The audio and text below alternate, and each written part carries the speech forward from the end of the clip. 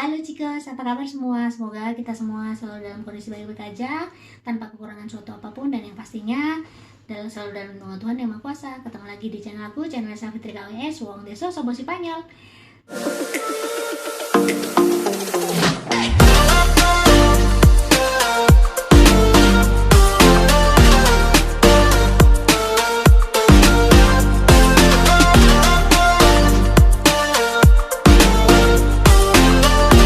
Hari ini aku udah ada bintang tamu lagi. Bintang tamu tapi yang sudah tidak asing lagi di channel aku ini gitu. Hari ini kami mau ngobrol mengenai ada beberapa orang yang tanya sama aku. Di Spanyol ini kan bisa dibilang termasuk negara-negara yang modis, terus udah gitu yang apa ya, bisa dibilang mungkin kayak glamor gitu ya, glamor dalam tanda kutip ya, itu tergantung dari orangnya masing-masing sih intinya. Nah, di sini aku mau cerita karena sebetulnya kami adalah pecinta barang bekas dalam tanda kutip. Jadi di sini itu ada baju, apa kayak toko baju, terus kayak barang-barang gitu-gitu tuh yang barang bekas gitu. Tapi itu masih layak, sebetulnya masih layak pakai gitu. Nah, jadi ini nanti karena Hani udah lebih berpengalaman masalah barang bekas, makanya aku tanya sama dia. Aku akan mengulik informasi sama dia, pengalaman dia seperti apa, karena kebetulan dia juga udah punya baby, dan biasanya barang-barang baby itu kan lebih mahal ya, lebih mahal dan lebih banyak peritil-peritilannya. Kalau kita beli baru mungkin boncos ya. Pastinya. Gitu. Jadi selama di Spanyol ini gimana? Pertama kali nyampe ke Spanyol apakah selalu beli barang baru pertama kali? Awal sih iya. Iya sih memang. Kan gue beli bekas setelah kenal lo. Lo yang kenalin ke gue. Iya, ember, iya. Iya. Jadi waktu itu ya namanya kita juga tapi cari toko-toko yang murah kan, kayak Primark gitu-gitu kan banyak ya di sini ya, maksudnya toko-toko nggak selalu yang kayak Zara, Mango dan kawan-kawan, banyak pilihan sebetulnya juga gitu. Terus begitu ketemu sama aku, agak-agak aku racunin pada saat itu ada toko baju bekas. Sebetulnya sih nggak selamanya bekas ya, kadang-kadang kayak barang reject gitu sih ya. Baru tapi nggak laku di musim itu, jadi akhirnya dijual ke karena udah off season. Jadi itulah ada keuntungannya juga, jadi nggak usah buru-buru beli walaupun kadang-kadang ukurannya nggak ada. Iya. Itu yang sedih. Kalau gue pribadi di Indonesia sih sebenarnya pernah juga beli barang bekas, tapi lebih nggak ke baju gitu, karena masih kayak, kalau gue pribadi masih kayak ini loh, aduh baju kalau dipakai di badan kayak gimana ya gitu. Dulu banget gue pernah beli di pasar Senen juga gitu, terus kita cuci bersih gitu. Panas, tapi kalau gue dulu bukannya baju sih ya, lebih kayak misalnya ke jaket gitu. Misalnya gue mau traveling gitu, gue beli di Senen gitu. Kalau untuk baju atau tas, atau gitu. Tas gitu, lebih ke situ sih. Kalau sebelumnya sih memang udah pernah beli barang bekas, tapi kalau untuk baju yang digunakan sehari-hari itu gue masih jarang pakai ya di Indonesia. Terus kalau di Spanyol, dibilang awalnya sih gue masih pindah ke sini ya, gue masih beli baru-baru ya gitu. Terus kalau misalnya kita ngomongin barang bermerek kan itu juga ada kelas-kelasnya juga ya. Kalau misalnya mungkin kalau kayak Zara, Mango itu bukan masuk high class ya di sini ya, itu mah masih ke middle class ya. Iya. Gitu. Masih mampu lah kita beli. Masih yang kalau yang brand-brand lebih mewah sih ada gitu. Cuman karena gue bukan fashionista dan gue ya cuma ibu rumah tangga lah kita ya, gue gitu nggak peduli sih, gue baju yang penting gue suka gue pakai gitu, dan gue nggak berpaku sama merek gitu ya gitu sih. Terus kan gue dikenalin sama lu tuh, Kopera itu salah satu toko untuk menjual barang bekas, lebih banyak baju sih ya, dan yang gue suka konsep, kenapa gue suka juga belanja di Kopera itu karena itu konsepnya itu caritas itu kayak apa sih ya? Bantuan buat dari gereja-gereja gitulah. Jadi buat orang-orang yang nggak mampu, atau jadi kayak apa ya, subsidi silang gitu kali ya. Iya, jadi kayak kalau kita beli itu juga kayak uang yang kita keluarkan untuk membeli pakaian itu juga kayak disalurkan untuk disumbangin gitu. Dan caritas ini dia juga membantu para imigran kayak untuk mensortir pakaian, untuk di pakaian pada saat itu mungkin ada yang harus dibenerin segala macam, itu kan juga kalau nggak salah gue baca itu mempekerjakan imigran juga ya, dan gue sih support banget untuk kayak gitu. Imigran dan ilegal. Ya, ilegal imigran. Jadi gitu. Yang istilahnya untuk kemungkinan punya pekerjaan dan tempat tinggal itu susah. Iya, gitu. Jadi cari tas ini makanya gue sih suka juga sih gitu. Karena kadang-kadang benar kata Sari, kita nggak selalu nemu barang bekas, tapi ada aja tuh barang baru yang masih ada labelnya, tapi mungkin karena nggak lulus QC atau segala macam. Gue waktu itu pernah beli dapat Zara, coat Zara itu masih label, bagus banget, dan ya ada QC-nya nggak lolos sedikit, bagi gue sih nggak kelihatan ya, gitu, jadi nggak masalah. Ya waktu itu jaket yang waktu itu gue beli harganya aslinya 79 euro, tapi pada saat udah nyampe ke situ jadi 17 apa 18 gitu. Kan itu berapa 70%-an kayaknya itu ya. Makanya jadi ya udah pokoknya ke situ aja, yang penting kita rajin untuk milah-milihnya, pasti dapat yang bagus gitu. Betul. Nah, terus udah gitu kan lu udah punya baby nih ceritanya kan. Nah, terus untuk barang-barang baby sendiri kira-kira gimana? Apakah biasanya kan kalau di Indonesia tuh ada budaya lungsuran? Dari entah dari saudara sepupunya, entah dari siapanya gitu kan, pasti ada tuh yang ngelungsur gitu. Kalau gue di sini awal-awal ya masih pengen euforia ibu baru, gue pengen beli baru gitu kan, gue bikin budget segala macam bikin baru. Terus sempat disaranin sama temen, kenapa nggak coba beli bekas gitu loh, terutama barang-barang yang memang pakainya sebentar. Setelah gue pikir-pikir kenapa enggak gitu. Walaupun mungkin orang Indonesia punya kayak ini loh, apa sih, kebiasaan atau budaya atau nggak ngerti lah apa katanya pamali anak pertama jangan dipakein baju bekas, ntar rezekinya nggak bagus, mitos atau apa. Terus keluarga gue di Indonesia pribadi juga berpikiran yang sama sih gitu. Cuman kalau gue ya kalau untuk rezeki anak ntar nggak bagus segala macam lah, kita nggak pernah tahu kan, itu rezeki kan kuasa Tuhan yang atur kan gitu. Kita sih lebih realita budget, terutama untuk barang-barang yang memang akan dipakai sebentar. Tapi memang nyatanya setelah anak gue sekarang 23 bulan, gue udah banyak banget barang-barang yang berganti gitu. Jadi akhirnya gue memutuskan membeli beberapa barang, walaupun tidak semua, beberapa barang bekas. Terus gue juga tiba-tiba gue dikasih lungsuran baju sama tetangga yang anaknya 2 tahun lebih besar dari anak gue. Yang tadi gue bilang awal-awalnya sih gue merasa gimana gitu terima barang bekas, tapi akhirnya nggak apa-apa, gue terima aja, lumayan. Lumayan. Akhirnya gue untuk baju, terutama baju gue nggak beli banyak karena gue banyak terima lungsuran, terutama 6 bulan pertama si Javier gitu. Jadi sebetulnya intinya sih nggak usah gengsi lah ya, selama kita men-treat barang tersebut, ngebersihinnya benar, terus ya mungkin kita nyucinya dengan air yang sedikit panas atau mungkin kita kasih cairan-cairan apa gitu sih, aku rasa sih nggak masalah ya gitu. Iya, kalau baju sih mungkin kita cuci pakai air panas, terus kalau bisa pakai desinfektante untuk pakaian untuk baby. Terus kalau misalnya barang-barang bayi yang gue beli bekas itu, pertama yang gue beli itu barang bekas pertama yang gue beli itu stroller bayi.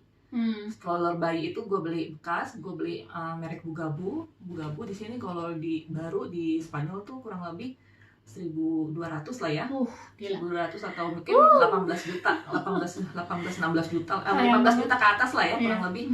Nah gue beli itu lengkap termasuk aksesoris. Soalnya kalau kita beli baru itu nggak termasuk aksesoris, berarti strollernya aja udah 1.000 lebih plus aksesoris itu udah nambah-nambah gitu. Karena kan kita harus beli sako sarung untuk winter ya. Karena Javier lahir itu Oktober itu masuk autumn, abis autumn winter, jadi kita harus punya barang-barang winter. Jadi barang yang pertama itu stroller, gue beli 350 euro, udah termasuk include aksesoris gitu. Lumayan. Plus gue dikasih sama yang punya itu, sempat ditawarin juga mau dikasih box by IKEA, tapi sayangnya gue bilang gue udah punya karena dapat lungsuran dari ipar gitu. Terus gue dikasih bak mandi buat si Javier sama hamaka buat mandi juga gitu. Jadi kan kalau bayi mandi itu kan nggak langsung ke baknya kan, jadi kayak ada tempat duduknya bayi gitu loh. Oh, Gue nggak ngerti lah nama ya Indonesia pokoknya tempat duduk bayi lah. gitu. Dudukannya. Itu barang pertama yang gue beli. Barang kedua yang gue beli buat Javier itu lemari. Lemari kecil sama yang atasnya bisa buat mandiin bayi gitu. Apalah gue nggak ngerti bahasa Indonesianya. Iya, pokoknya itulah lemari yang isinya itu buat pakai perlengkapan bayi, terus yang cambiador. Gue beli cambiador ya kalau Ya, bahasa yang buat- Spanyolnya. ya. Bahasa Indonesia gue nggak tahu itu apa. Jadi Changing table. ya gitulah bahasa Inggrisnya lah itu. Itu yang gue beli. Itu gue beli merek Mikuna. Kalau baru itu sekitar 200 euro. Gue beli secondnya itu hanya berapa gue beli? 80? Enggak. Gue beli 60 euro. Oh ya? Yang lu bilang beli 80 tuh apa? 80 gue lupa apa ya? Gue lupa. Ya pokoknya adalah Karena gue banyak banget beli. banyak banget akhirnya dia beli yang second. Banyak banget gue belinya gitu. Nah itu tapi terus itu barang yang kedua. Barang yang ketiga gue beli apa ya? Aduh gue banyak banget. Oh gue beli ini sterilizador. Sterilizer untuk botol. Karena walaupun gue rencananya ASI, tapi untuk jaga-jaga gue juga prepare beli botol susu bayi. Ya, karena kan juga gue harus mungkin awal-awal mungkin katanya gue harus mompa untuk menstimulasi ASI. Akhirnya gue belilah itu sterilizador. Gue beli Philip Avance. Itu gue beli berapa? 10 euro. Barunya mungkin bisa 50-70 kali ya, gue lupa. Pokoknya gue beli cuma 10 euro gitulah. Karena juga jarang dipakai kan ternyata. Ya gitu, lumayan sih gue beli banyak banget. Terus mainan-mainan Javier, inget gak mainan pertama beli apa sih? 5 euro, 6 euro. Gue waktu itu gue beli mainan Javier itu untuk yang menstimulasi dia kayak gimnasio baby. Itu gue beli second hand juga. Harganya gue lupa kalau baru berapa, pokoknya gue beli cuma di 5 euro. Gitu. Terus lu biasanya kalau mau beli kayak gitu tuh melalui internet gitu atau melalui apa? Gue biasanya ada 2 aplikasi yang gue cuma pakai ya, karena gue males banyak-banyak pakai sumber yang banyak-banyak. Jadi gue cuma pakai Facebook Market sama satu kalau di Spanyol itu ada yang namanya Wallapop. Tapi kalau gue lebih nyaman dengan Wallapop karena nggak terlalu ribet gitu untuk pada saat kita beli sesuatu, kan orang mau kirim nih karena kita rumahnya nggak deketan nih, misalnya di luar kota. Jadi kita nggak mengira-ngira berapa nih ongkos kirimnya segala macam gitu, karena semuanya itu kalau di Wallapop semuanya itu udah ada di Wallapop, ongkos kirimnya sekian. Jadi kita misalnya bayar barang 5 euro, terus ongkos kirimnya 2 euro, ya udah gitu, udah ada. Ya kalau kita di Facebook Market kan si penjual harus ke kantor pos mengira-ngira berapa kilo gitu. Terus biayanya berapa, ribet lah gitu. Kalau gue sih lebih yang simple, gue lebih suka di Wallapop. Gitu. Jadi mungkin kalau buat teman-teman orang Indonesia yang ada di Spanyol, untuk gambaran aja, kalau mau beli barang bekas mungkin lebih baik di Wallapop. Atau jual juga Wallapop. Gue juga jual. Stroller itu gue beli 350 euro. 350 euro. Dan akhirnya setelah setahun lebih kan gue jual itu masih 125 gue jual. Ini lumayan juga, lu udah puas pakainya ibarat kata kan gitu. Iya gitu. Jadi kita di luar negeri juga tidak selalu pakai barang yang baru dan tidak selalu beli barang yang branded. Mungkin itu tergantung dari orangnya ya. Mungkin kalau kami termasuk orang yang bukan yang kantoran dan bukan yang sosialita, jadi kami tidak merasa itu suatu kepentingan untuk beli barang yang branded. Ada 1-2 barang, tapi kan tidak semua barang harus selalu branded dan harus selalu baru gitu. Kalau kita bisa dapat yang ember murah, kenapa harus cari yang mahal gitu. Dan ini nih kursi yang Sari dudukin ini juga second, ini kursi anak gue, kursi makan nih. Ini gue beli apa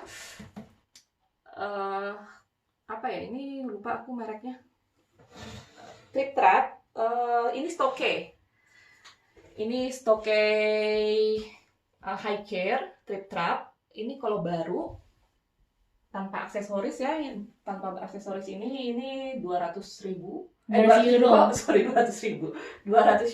Ini katanya sih one of the best high chair untuk bayi karena memang stabil banget dan berat. Jadi iya, memang bayi itu agak susah untuk jatuh, geser-geser gitu. Ini barunya ini 200 euro, hanya kursinya seperti ini.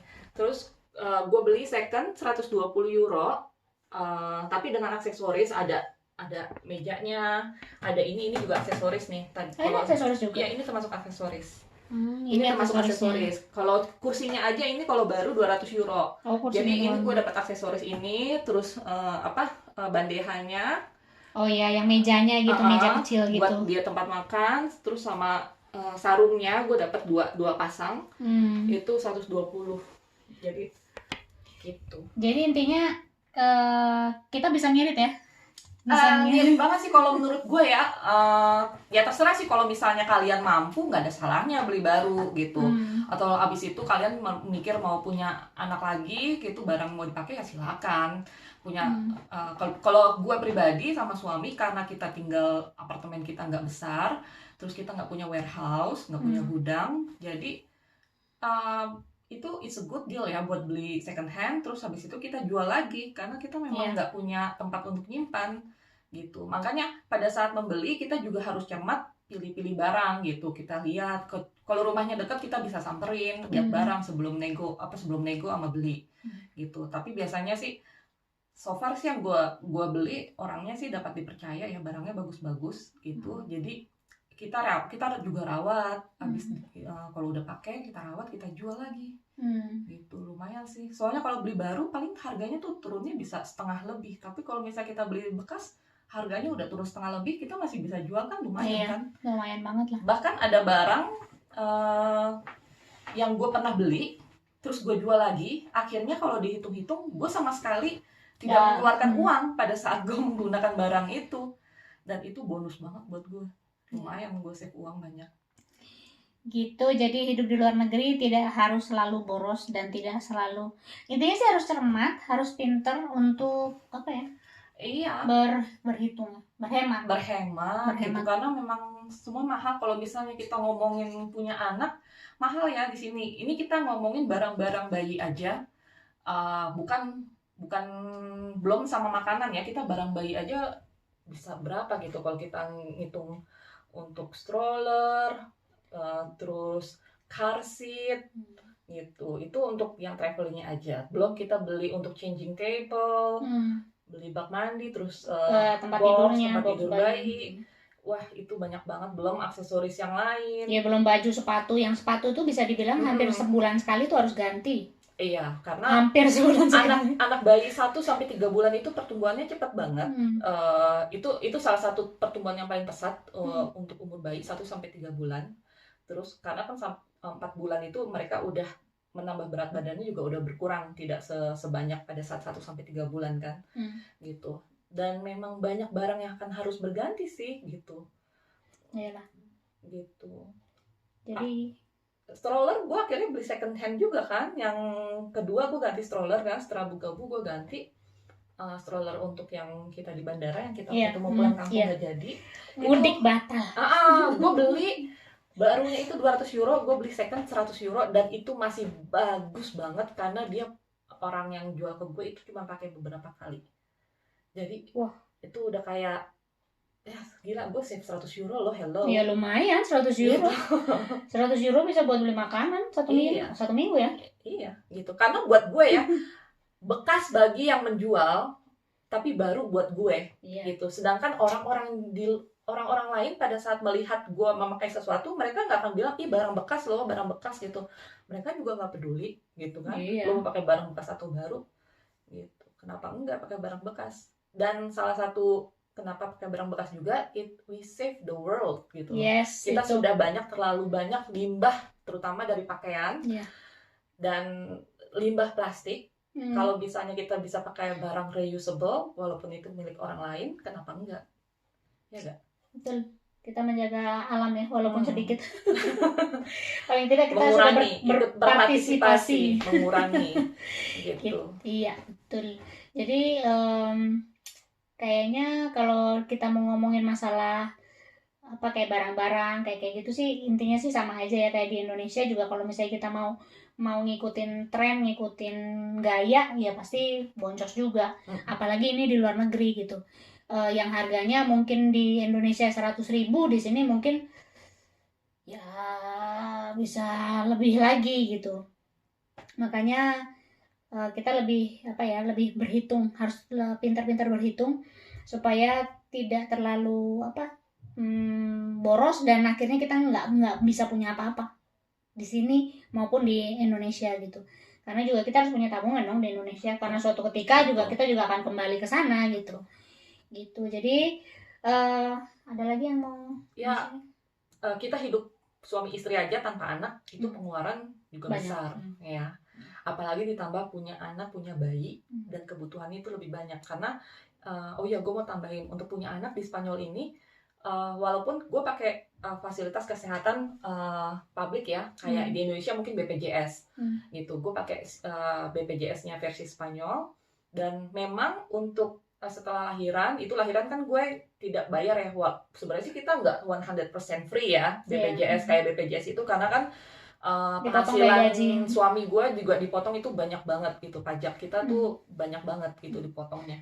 Pajak dan seguridad sosial itu beda. Banyak banget lah, bisa dibilang ratusan euro lah kita bayar per bulan gitu untuk pajak sama social security di sini. Jadi, setelah lahiran itu memang pada saat kita check up bayi, vaksin itu memang ada yang di cover sama si BPJS versi Spanyol. Tapi ada vaksin tambahan yang disarankan, tapi terserah orang tua mau diambil apa tidak. Tapi itu mahal banget. Mahal banget. Jadi itu vaksin tambahannya itu kayak vaksin, bukan MMR ya, kalau MMR di sini di cover, tapi lebih kayak meningkoko, apa sih bahasa Indonesianya? Ya, meningitis. Vaksin meningitis, Rotarix. Itu 2 vaksin meningitis itu juga ada beberapa tipe, dan sama Rotarix itu yang tidak di cover, tapi itu additional, disarankan. Itu kurang lebih gue mengeluarkan 500 euro. Itu hanya vaksin? Itu hanya vaksin. Dalam 6 bulan gue harus mengeluarkan 8 bulan kalau nggak salah, gue harus mengeluarkan 500 sampai 600 euro. Karena ada yang satu vaksinnya itu harganya 100 euro lebih sedikit kali 3 kali. Jadi bayangkan gitu. Kalau misalnya kita mau beli barang, segala sesuatu maunya baru karena gengsi tadi. Terus nanti ya kita bayanginnya aja ya, kita udah beli belanja habis-habisan, tapi buat vaksin nggak ada. Padahal sebetulnya kalau dibilang vaksin itu adalah salah satu investasi kita. Investasi masa depan. Karena di sini itu kan ada beberapa, tergantung ya, walaupun gini, vaksin itu kan hak asasi setiap orang tua mau divaksin atau tidak. Tapi balik lagi, anak itu nanti akan sekolah gitu. Biasanya kalau misalnya kayak ibunya sibuk kerja, mau dimasukin ke guarderia atau playgroup di sini, mereka akan tanya vaksin apa yang sudah diberikan ke anaknya gitu. Kalau misalnya anak gue nggak mau vaksin anak gue, ada guarderia yang berhak tidak mau menerima anaknya. Kenapa? Karena mereka tidak mau resiko pada saat dia sakit menulari anak-anak yang lain. Oh iya, betul. Gitu. Betul juga. Jadi ya seperti itu sih gitu.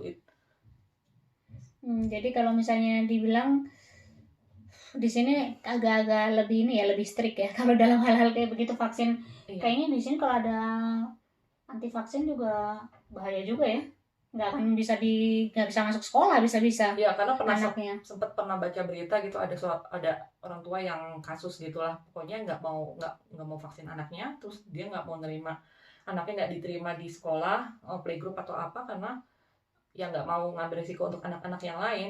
Akhirnya ya saling menuntut kayak gitulah. Jadinya ribet.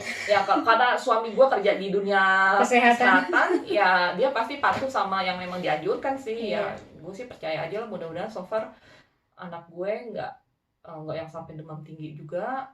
Iya gitu sih. Selama aku kenal Hani, setelah dia melahirkan juga nggak pernah cerita yang anaknya sampai demam, sampai yang sakit berhari-hari, yang sampai gimana, nggak pernah. Alhamdulillah nggak pernah, tumbuh gigi juga normal, nggak pernah demam. Ya paling rewel sedikit-sedikit, ngakek ya wajar lah. Iya. Itu jadi mungkin sekian dulu cerita kami mengenai ibu-ibu cermat atau ibu-ibu hemat atau ibu-ibu pelit, nggak tahu deh. Terserah bagaimana kalian menilainya. Ya yang penting kita harus mematch apa sih ya? apa sih bahasa gue, untuk apa ya, untuk supaya kita bisa memenuhi kebutuhan yang lain, kita harus menghemat di sisi yang mana. Nah, Betul. itu yang harus kita perhatikan gitu. Jadi kalau kalian suka dengan video ini jangan lupa like. Kalau misalnya ada pertanyaan atau ada ide atau ada yang penasaran lah ya kalian, apa sih ya kehidupan kami di Spanyol ini, terutama Spanyol Utara ya. Kalau Spanyol yang lain mungkin kami informasinya nggak terlalu banyak gitu. Tinggalin di kolom komentar. Kalau kalian rasa ini perlu, juga silahkan share ke teman-teman yang lain. Dan jangan lupa subscribe. Sampai jumpa di video selanjutnya. Dan kemungkinan sama Bu Hani lagi. Dadah! Dah.